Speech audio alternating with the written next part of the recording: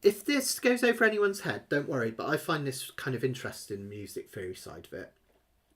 The reason measure 27 and 28 don't feel rested, so after this bit,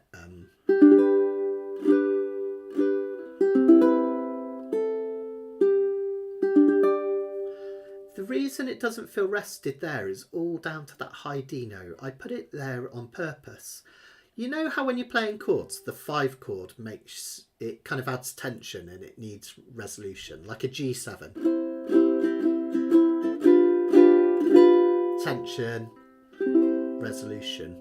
You can do that with notes because D is the 5th note in the key of G, and this one's in the key of G, G, A, B, C, D. It adds a tension. So it's a normal G major chord because a G major chord is made up of the notes G, B and D. But because you hear this one last, the D, it feels like it's not resolved. But notice when I do the next section,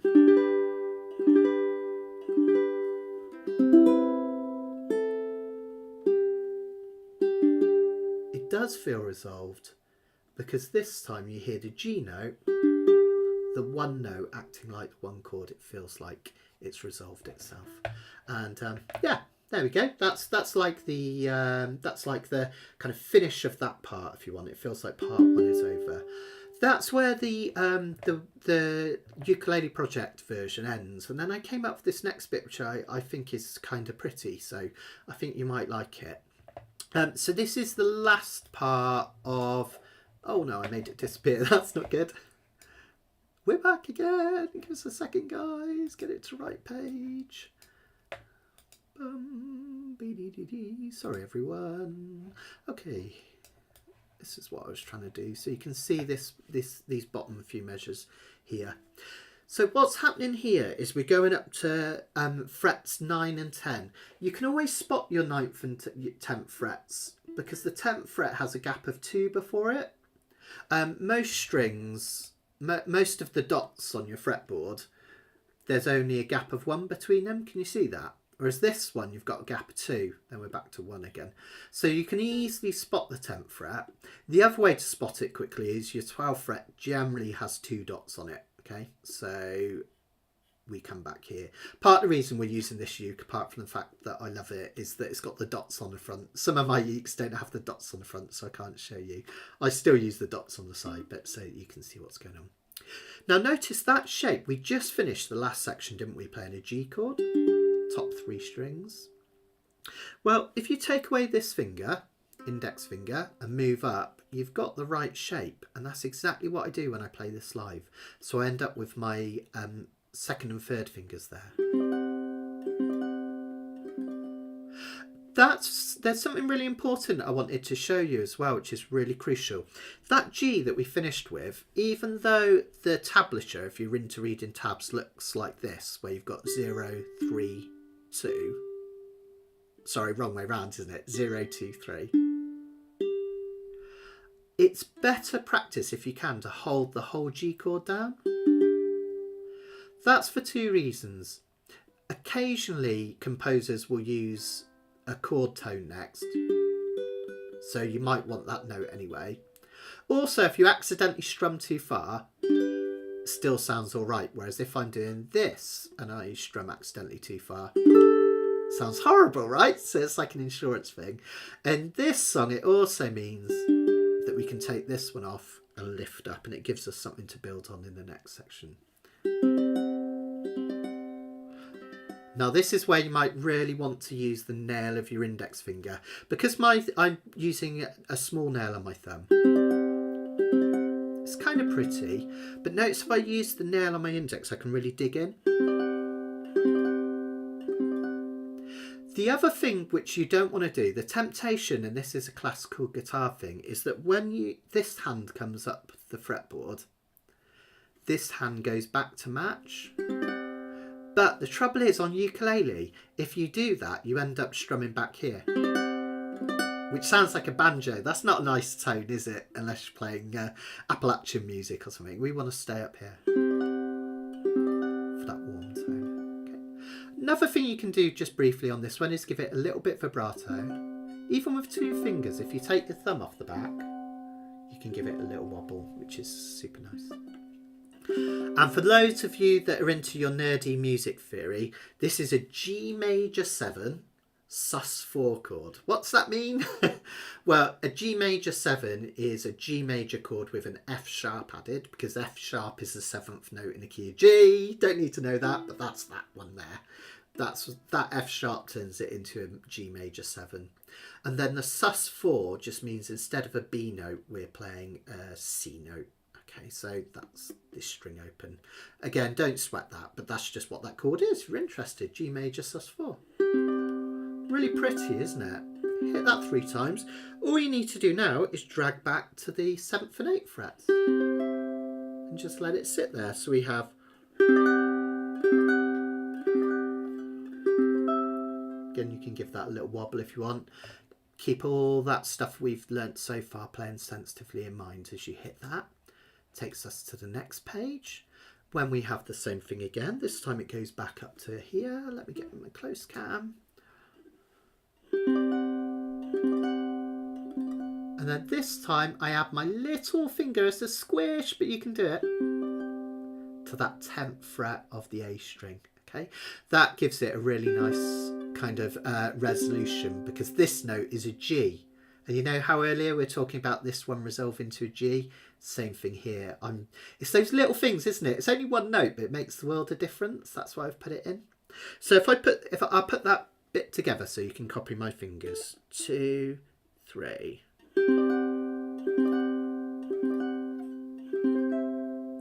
Keeping it light, back up. Add that little finger. That's it. Nice and sensitive. Try not to pull the strings down, drag them sharp. Try and be really accurate with your placement. Okay. Then we come back to our G chord and we do 1 normal G. Then I add those high D notes. Okay, and I do that twice. I do the same thing with this funny D chord, middle 2 strings, reach up.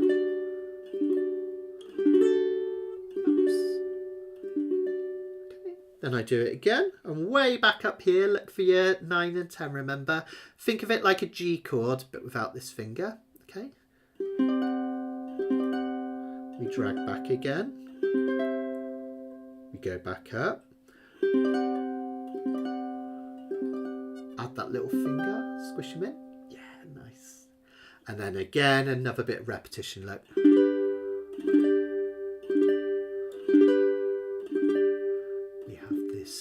Open D chord.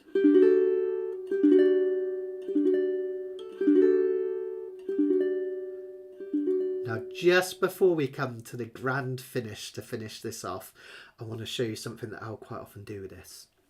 So let me come back to normal just so you can see my face and you're not looking at my belly. So far we've kept it super melancholic, haven't we? So the end of that first section, we kind of got that. Isn't it? And then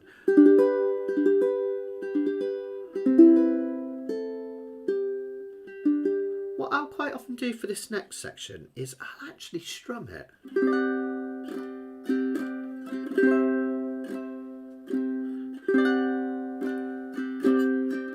Just to add a different bit of dynamic.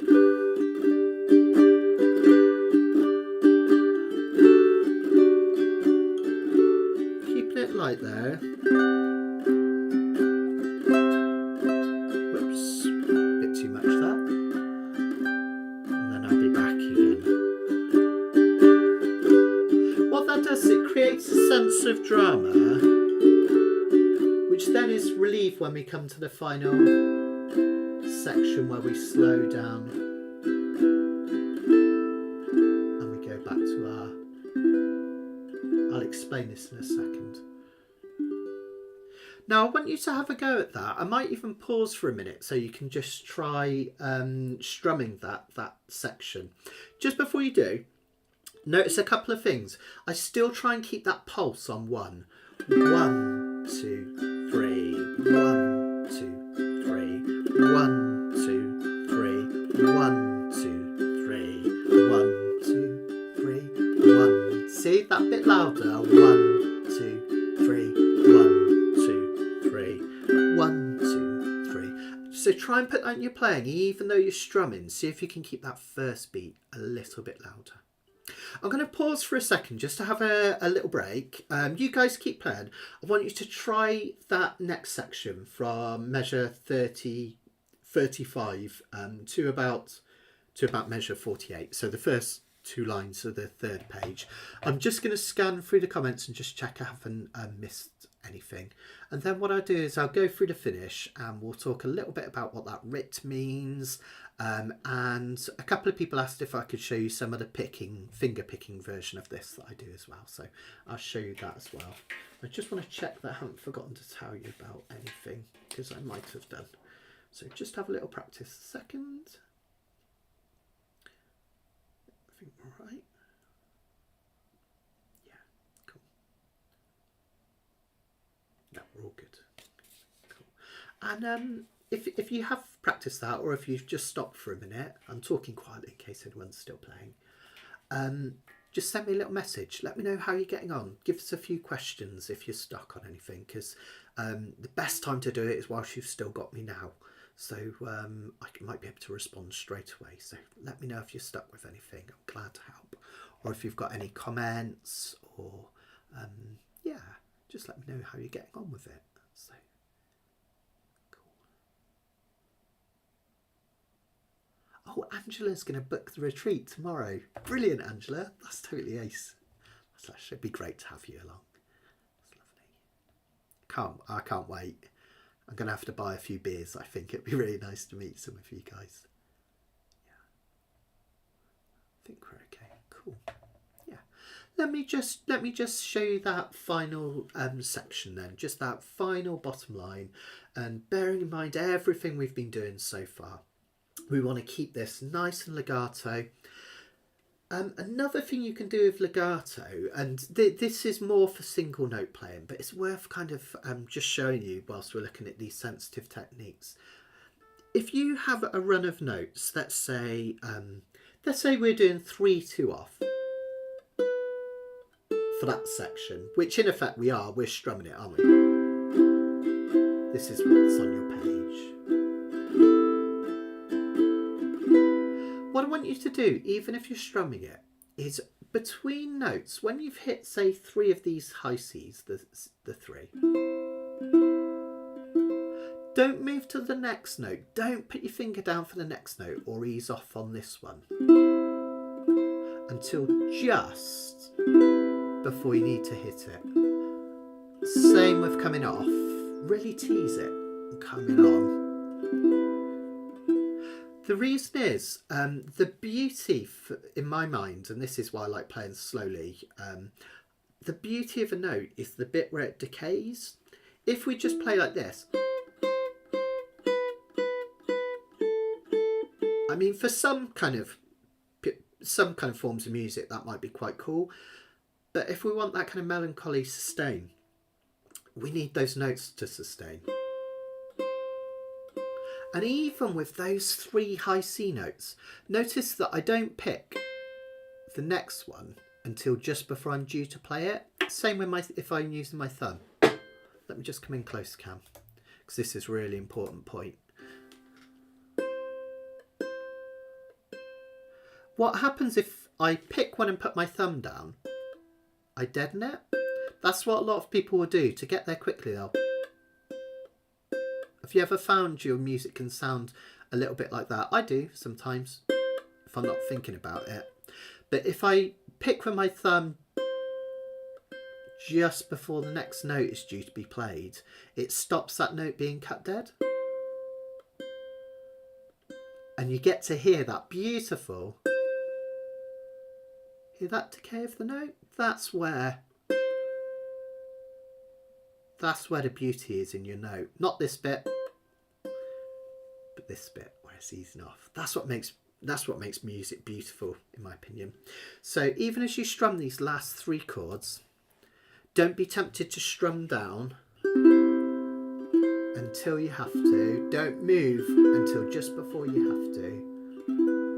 Really come off at the last possible moment. And then we finish with a G all the way. Now Now notice there's a little little kind of musical indicator there, rit. So that can be short for a few things depending on how slow you want, but it's ritandando is the most famous one. And that just means we're slowing down. So we've got a decrescendo, because you can see that arrow getting smaller and smaller. And we've also got ritandando. Hope I'm saying that right.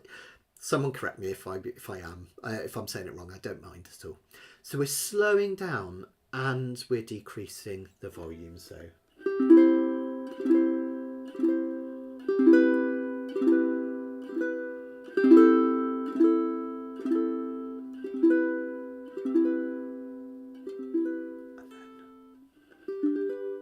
that last one is very, very gentle.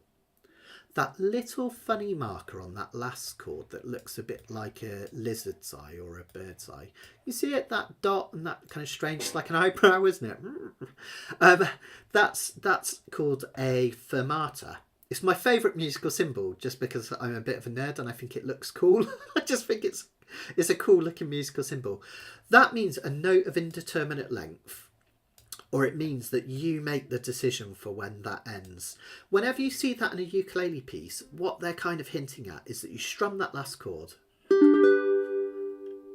and let that uke decide when it ends. Don't be tempted to pop your hand down. In an orchestra, it would be up to the conductor. The conductor, the violins, whatever, would be hitting that chord. And when he went like that, they would stop, right? But we just want to let it ring out, and it's lovely to then get that note to come, which is lovely. Oh, thanks, Angela. You guys are really kind. Thank you. I reckon what we should do before we look at the last bit, where I'm going to just show you another version of this with a little bit of finger picking, because a couple of people have asked me, and I will be staying for question and answer at the end. It can be anything at all. Let's just have one playthrough all together, okay? So you can play at the same time as me. I'm going to keep it dead slow. I'm going to try and put in all those little things that we talked about, okay? So think about arm position, think about those notes dragging into the next one, okay? Thinking about altering your strum, okay? Don't worry if you can't remember all this. Just put it in where you can, okay? And let's just have a final playthrough of the whole thing. Let's give it a go, nice and slow. I won't be able to turn the page, so I'm just going to keep that up there, and I'm going to be looking somewhere over here where my sheets are. Okay. I do know this one off by heart, but because I alter it every time I play it, I'm going to try and follow my own sheet so I don't go off piste. So 1, 2, 3.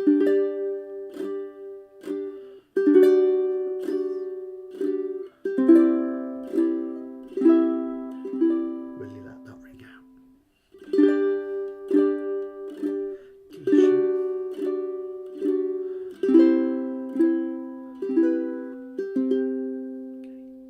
Line up to the 7, back to A minor, E minor shape now, release off now to virtually nothing, and again a bit louder, ease off. Vibrato, good. E minor, D, C, A minor, back to your G's. Bottom line now. Make this next one quieter. Good. C major 7. Feel the resolution here. Take that shape up to 9 and 10. Drop it back and up. Add your little finger back to a G. Then the funny D. Up we go.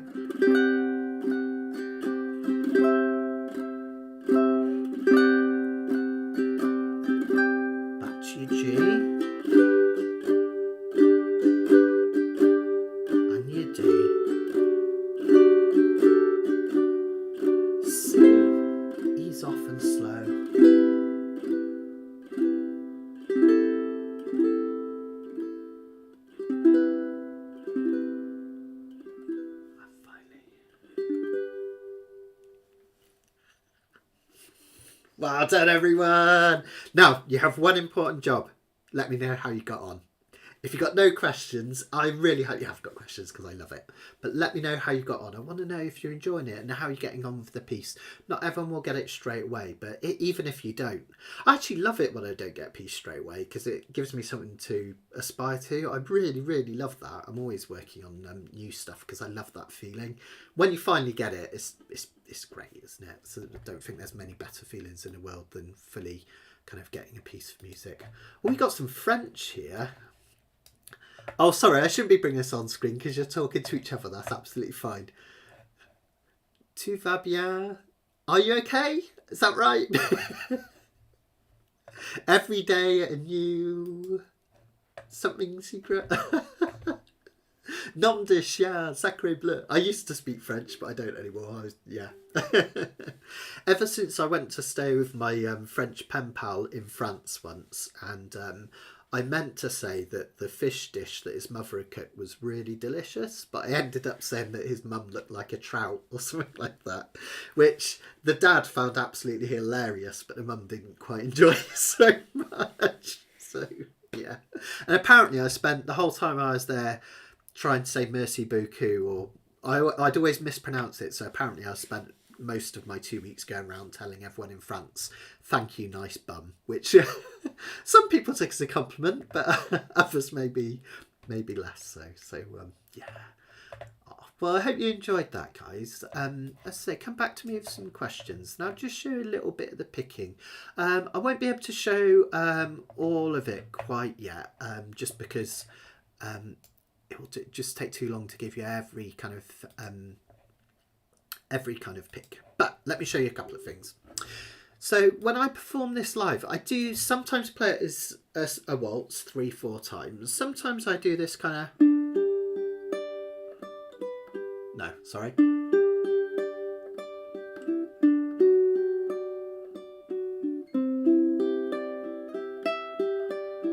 This is going back to more Pima style that Audrey was asking about earlier.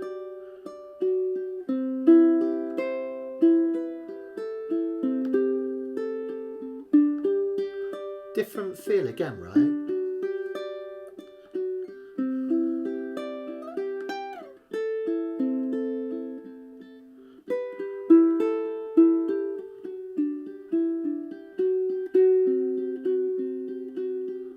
So it gives it kind of a different feel. So what I tend to do is I play it, it's actually more in 4/4 time in this one. I go slightly to common time with this one. Just if you're interested, because you've got the raw materials, you've got the sheet music, you could have a go at this one.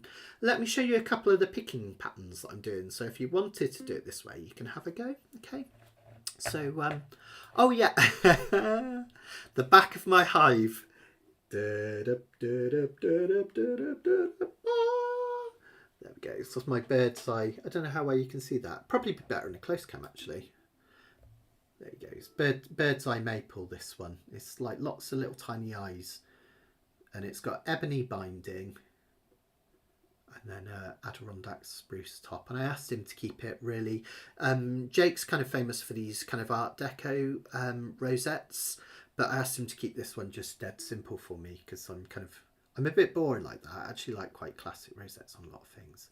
And then this sound hole just allows me to get an earful of what I'm playing, which is great when I'm playing well, but when I'm playing rubbish, it's really annoying. And that's the flame maple neck. It's really pretty, isn't it? This is like you know how Brother Is was buried with his ukulele. I think if I was to die next week, I'd like to be buried with this, because this one has played all my early videos and gigs and everything were with this ukulele. So it's been to Norway with me when I played out there. It's been to America with me. It's been all around the UK with me, and I've kind of really become, I've fallen in love with it. I love this ukulele. I've got another hive of mahogany back and sides as well, which really stupidly I sold to someone about 6 months ago, and then basically asked him if I could buy it back because I missed it so much. So yeah, these are my two main ones.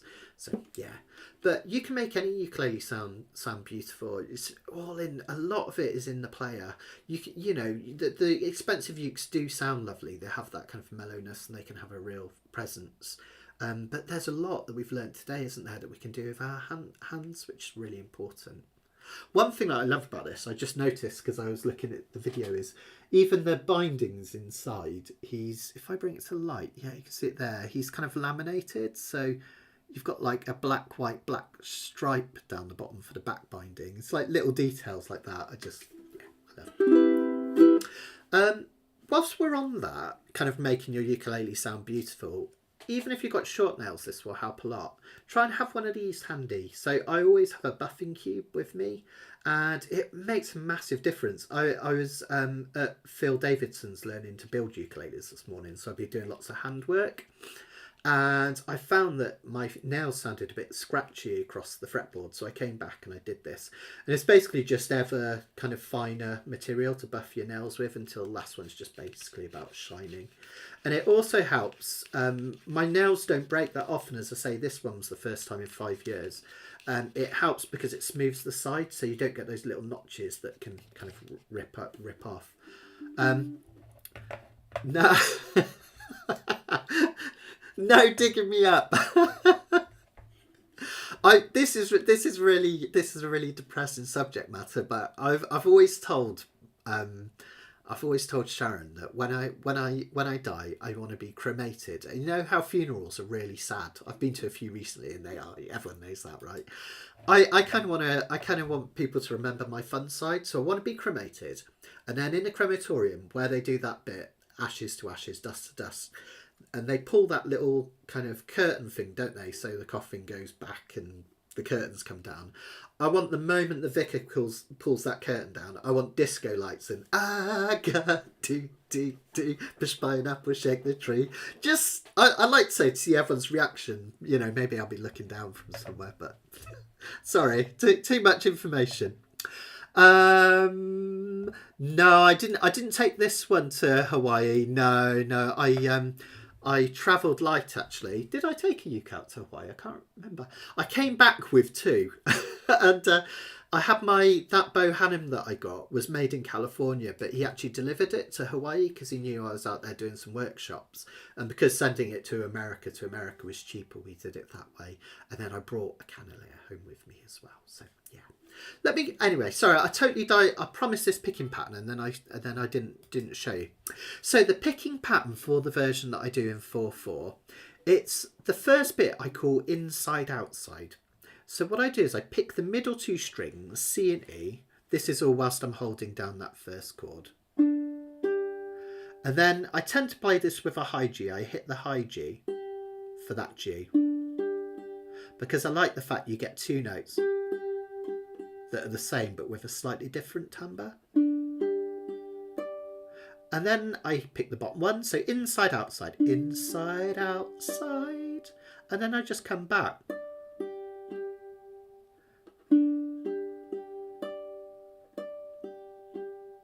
Inside outside and back. Then I do the next chord and I do exactly the same thing.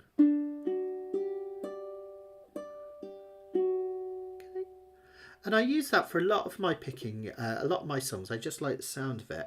The next bit, because the melody is moving,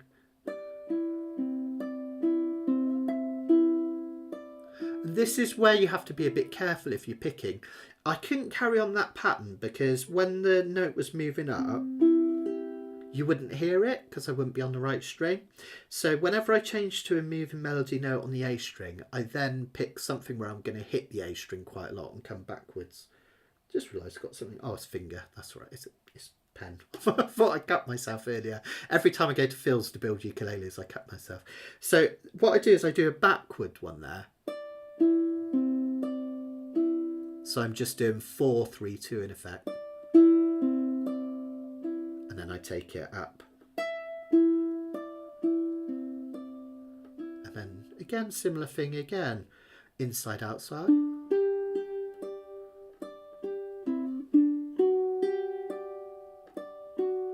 And then because I need to do some notes on the A string, I'm going to do that backwards one again.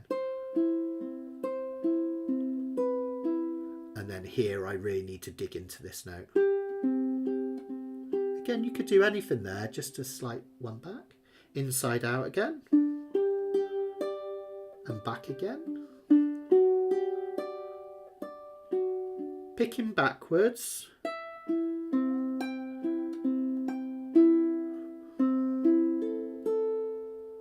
Just anything there really.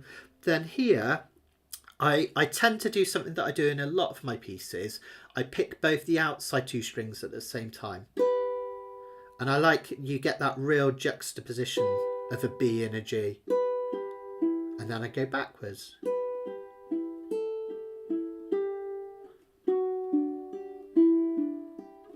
And all you need to do when you're inventing your own picking patterns like this is just make sure wherever the melody note moves, you really highlight it. So I'm picking that E minor backwards.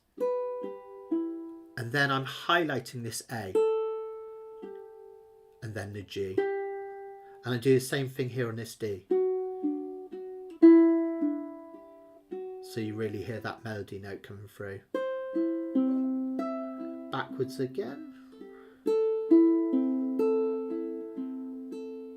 And then I'm back to my inside outside. Backwards. Inside outside. And that's basically it. That's the patterns that I'm doing for most of the piece. So see if you can experiment with that. I love it when pieces of music people make it their own. Remember, this is just something that kind of randomly came out of my head. You can muck about with it. I don't mind. Make it your own, try your own things. One other thing just quickly, so I'm just waiting to see if there are any questions. There are a couple, I'll show you in just a second. I'll get to those in just a second. One of the things that I do when I'm picking this version is to kind of make it more interesting rather than picking the whole thing. I mean, that does sound pretty, but sometimes I'll strum. Whoops, sorry. So I'll kind of strum on the first beat and then do the backwards picking. That kind of highlights, ooh, that's where I pushed too sharp there. Did you hear that? It sounded a bit like it went out of tune there, because when you come up the fretboard, the strings get a little higher and you have to be really careful to push downwards and not bend them, otherwise you get sharp notes. And then I would do come back to backwards. Inside, outside.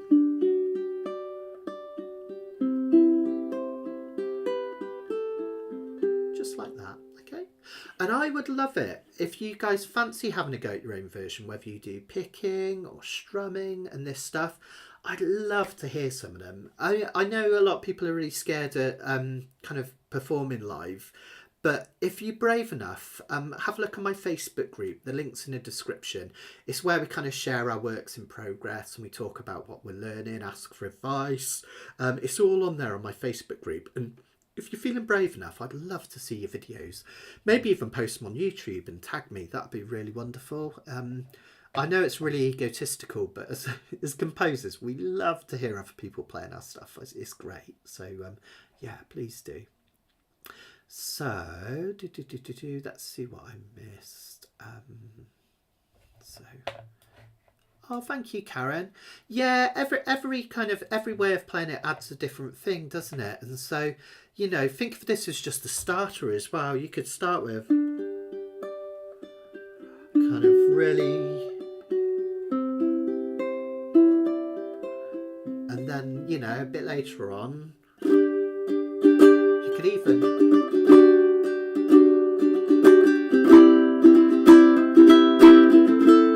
really give it a bit of welly in terms of strumming as well and make it really dynamic. Make it your own. Make it your own. Esther's asked me to tell you about using nappy cream on my nails. The things I tell you, Esther, in our lessons, honestly. You could you could write a book about me and it'd be very incriminating, I'm sure. Esther's, so it's a really good point though. I know Esther's messing, but she's got a serious point underneath as well.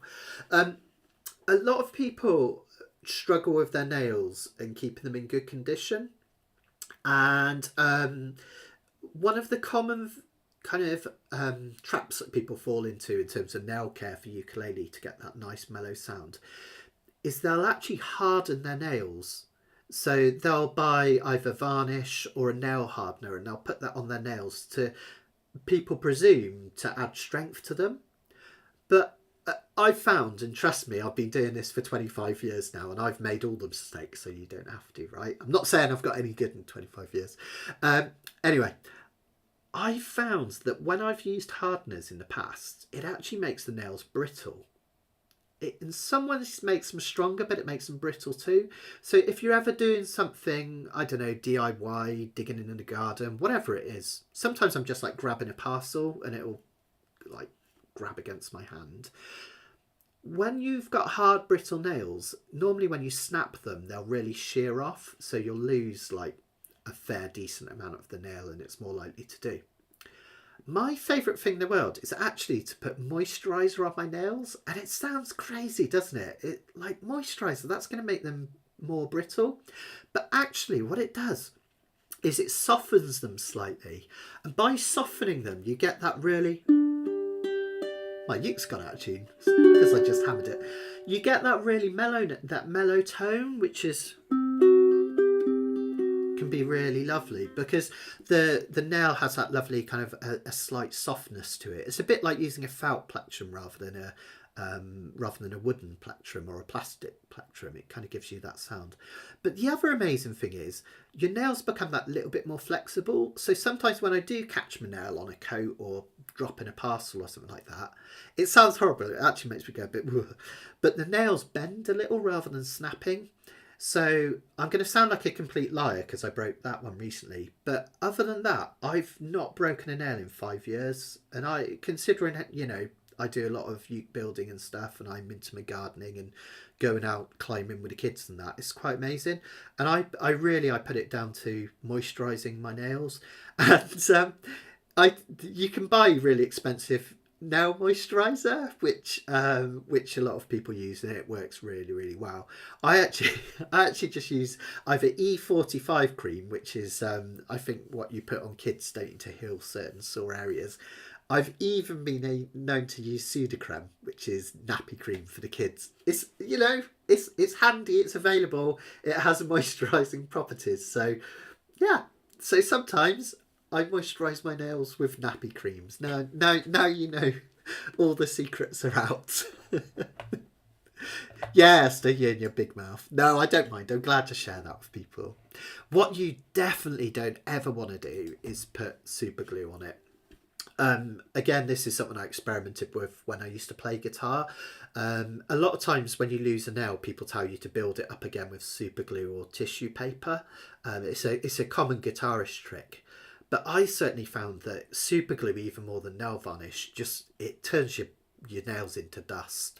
It just makes them so brittle that they'll get all crumbly and yeah. And so you start down a bit of a longer hard route if you start using super glue or false nails as well. I find I've had a false nail, like I say, when this one went in my head, but it took so long to ever get off the false nail because every time it grew out, the nail underneath was just so weak. So, yeah. Gosh, I've been rambling about nails forever. Sorry, guys.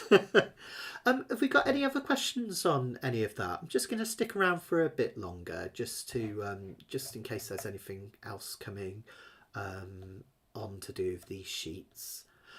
Just to let you know, I've been planning ahead a little bit this time, and I'm thinking for the next live lesson we're going to look at some really beautiful jazzy progressions. They're not going to be super hard, but they got that lovely kind of jazzy feel.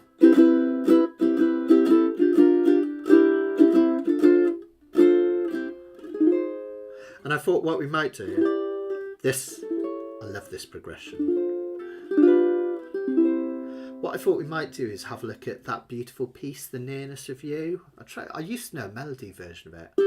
We're going to just do the chords, but it's like...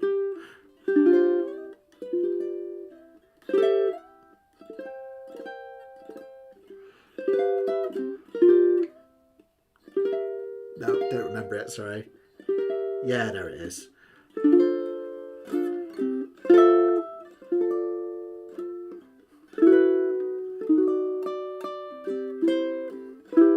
Remember it now.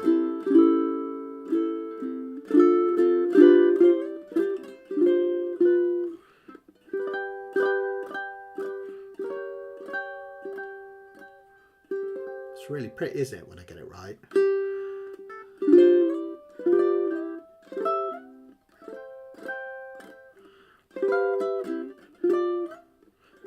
Anyway, we'll do a chord version of that. It's really beautiful. It's not the pound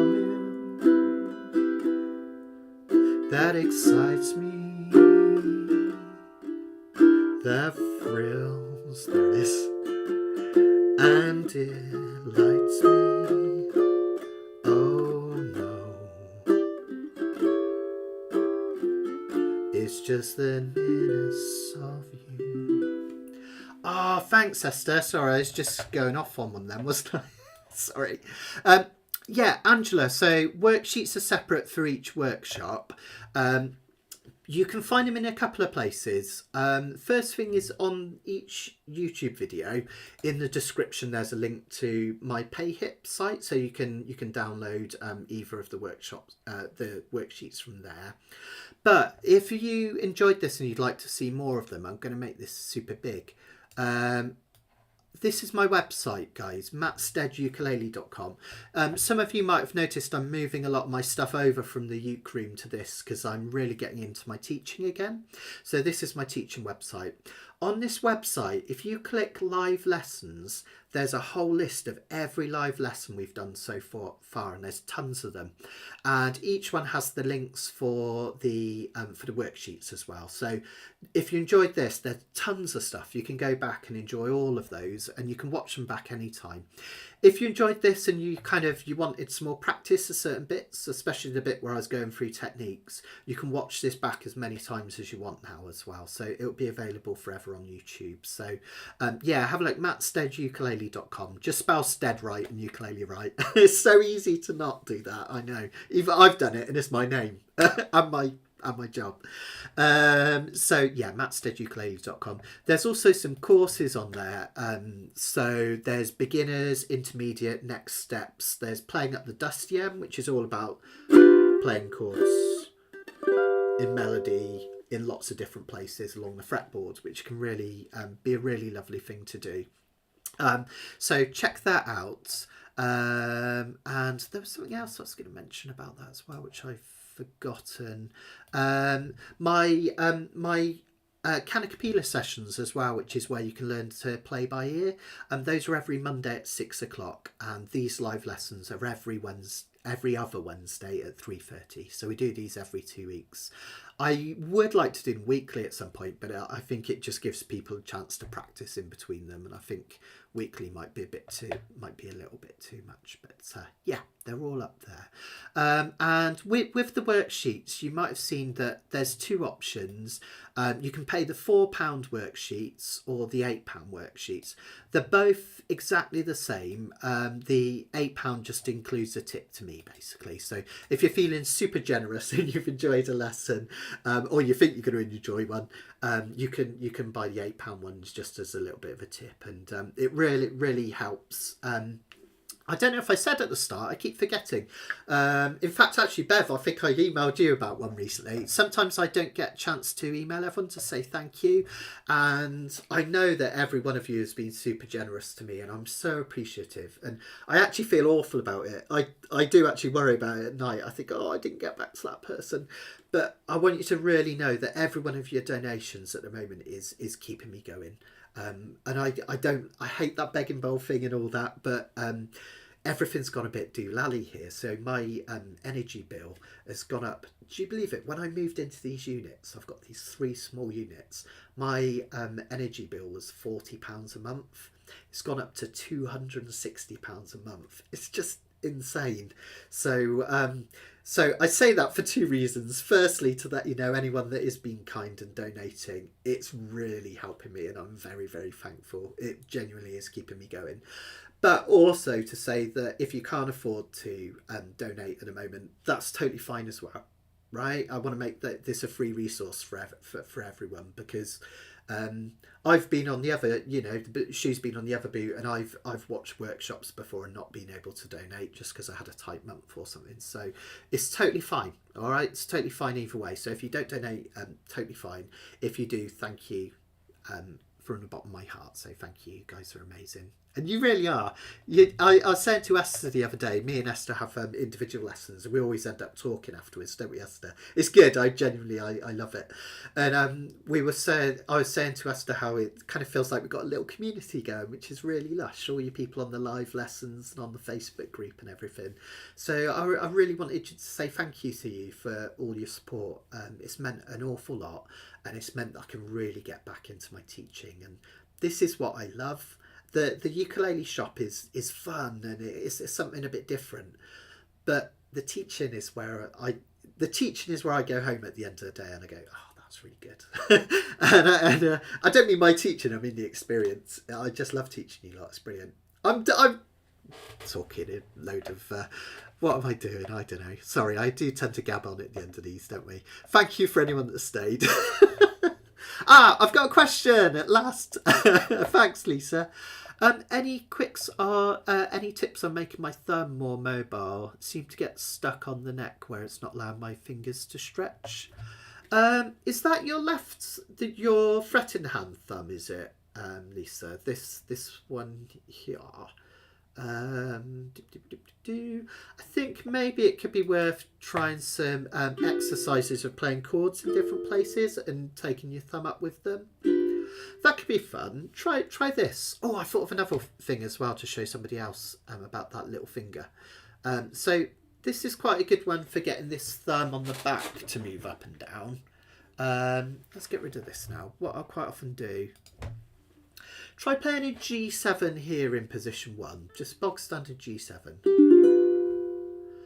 Then I want you to play this on the 3rd and 5th frets, like this, stretched apart, okay? So we go here, we're going to play the same shape at 3 and 5 but split apart. That's another version of a G7, believe it or not. And then finally we're going to pivot and we're going to play the whole of the 7th fret with your 2nd finger at the 8th fret on the A string, like this. Okay. Which is another version of a G7. Let me scooch back over one way. So we're going.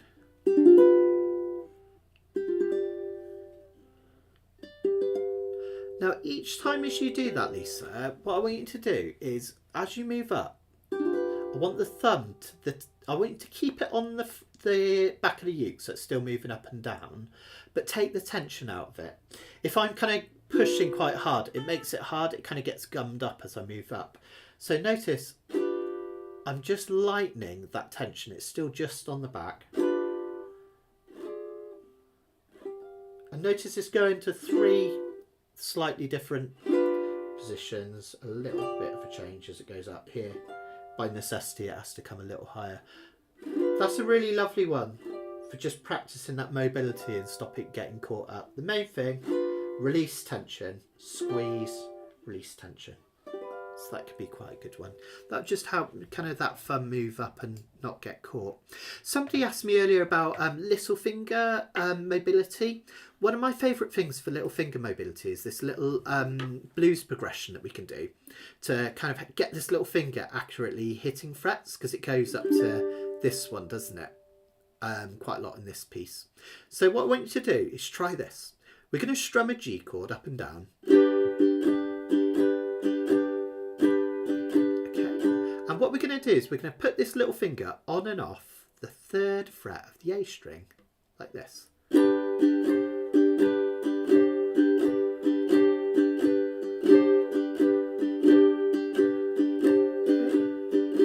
Notice my hand position changes in order to get that little finger to come in. Gives us a nice kind of blues feel. Okay, when you feel you've got that, the next thing I want you to practice is playing off, 3, 5, 3. Off, 3, 5, 3.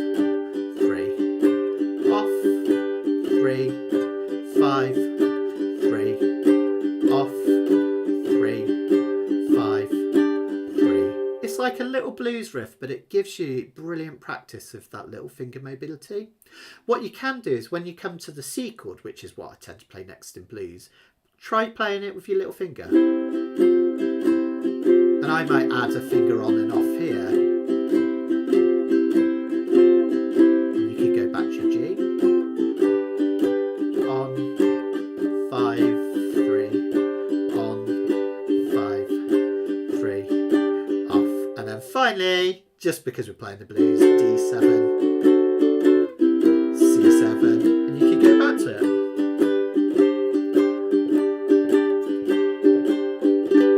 So that's a really good little practice if anyone wants to get that little finger moving as we go. Hang on a minute, what's going on here in these?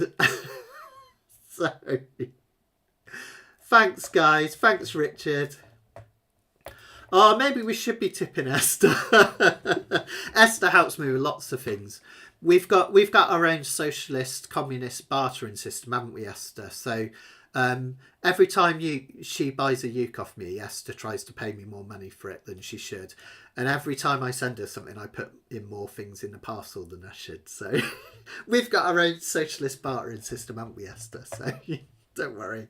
I'll tell you what, I'll stick in an extra box of chocolates next time I send a uke out your way. That's presuming Esther's going to buy another uke. I don't know. You might not do Esther, but who knows, eh? Oh, thanks, Esther.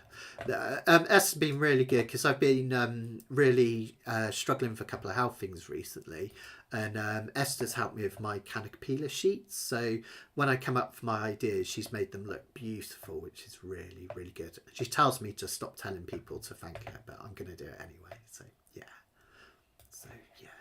Yeah, absolutely. Bar chords is a great way to practice this one. So, yeah. Take it up and down, but just let that tension go out of your hands each time. Do I fall into some very deep crevices? That's a euphemism if ever I've heard it. Good, cool. Right, that's it. Socialist bartering. We both send each other nice stuff. So, yeah. In fact, Esther's got another parcel coming in the post, but it's not a ukulele. So that's all I'm going to say. Cool. Right. Well, I hope you enjoyed that, guys. Take that piece away. Like I say, if you get a chance, see if you can do a version and post it online, because I would love that. It'd be so brilliant to see how you're getting on, guys. So I'll be back in 2 weeks. We're going to have a look at that beautiful piece, The Nearness of You, and we're going to look at some really beautiful jazz progressions. And the important thing is I'm going to show you how to make them simple and beautiful as well. So don't feel like, oh my gosh, jazz. It's going to be really nice and simple for everyone. So yeah. And I will be back Monday for Canopilla. This is going to be a fun one. We're going to do Simon and Garfunkel songs this Monday, which is lush. I absolutely love Simon and Garfunkel, so I'm really, really looking forward to this. And some of them are tough, but some of them are really easy. There's one song,